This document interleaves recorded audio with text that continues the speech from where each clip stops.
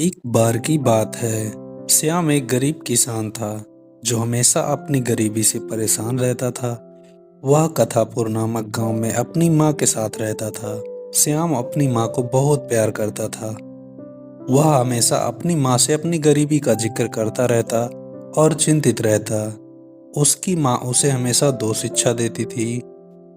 हमेशा ईमानदार रहो और कभी किसी का बुरा मत करो। ईश्वर सभी को सही समय आने पर सब कुछ देता है। उसकी गरीबी भी भगवान सही समय आने पर दूर करेंगे। श्याम बहुत ही सीधा था और वह हमेशा उसके दोस्त उसके सीधेपन का मजाक उड़ाते थे। एक दिन उसने एक सपना देखा कि उसके घर पे अचानक से सोने के सिक्कों की बारिश हो रही है। वह इस सपने के बारे में अपने दोस्त रामू को बताता है।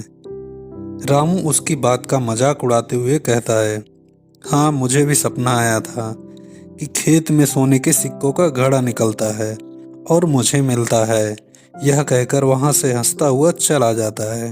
अगले दिन श्याम अपने खेत में रोज की भांति हल चला रहा होता है।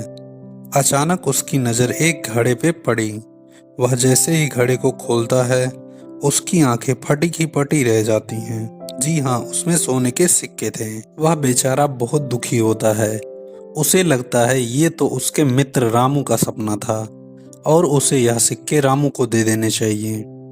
वह जाके रामू से कहता है, रामू, तुम्हारा सपना पूरा हो गया है। जाओ जाके मेरे खेत से अपना सोने का सिक्कों से भरा घड़ा ले लो। यह कहकर श्याम अपने घर की ओर चल पड़ता है और अपने सपने के पूरे होने का इंतजार करता है। उसे लगता है कि शायद अब सोने के सिक्कों की भी बारिश होगी। उसकी यह बात सुन के उसकी माँ परेशान होकर कहती है, श्याम, तू सचमुच बहुत भोला है। भला सोने के सिक्कों की बारिश होती है क्या? सो जा चुपचाप। उधर रामू सोचता है, क्या यह मुझे बेवकूफ बना रहा है? यह खुद इतना बेवकूफ है। भला कोई ऐसा करता है क्या? मगर चलो चल के देखता हूँ।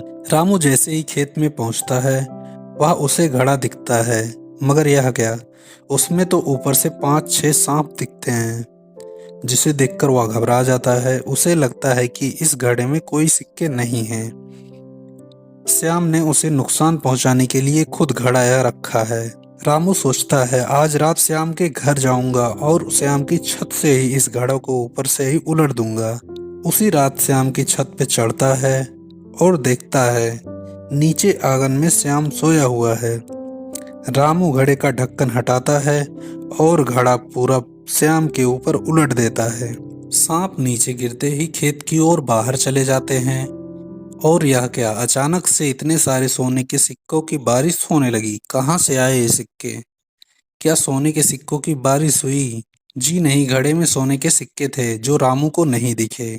उसे सिर्फ ऊपर के सांप दिखे। श्याम के सारे सपने पूरे हो गए। सोने की बारिश हुई, उसे सब्र का फल मिला, ईमानदारी का फल मिला। रामू को बुरे व्यवहार का दंड मिला। वह दुखी था। हाथ में आया सभी धन अब वो खो चुका था। श्याम की माँ बहुत खुश थी। गरीबी दूर हो चुकी थी।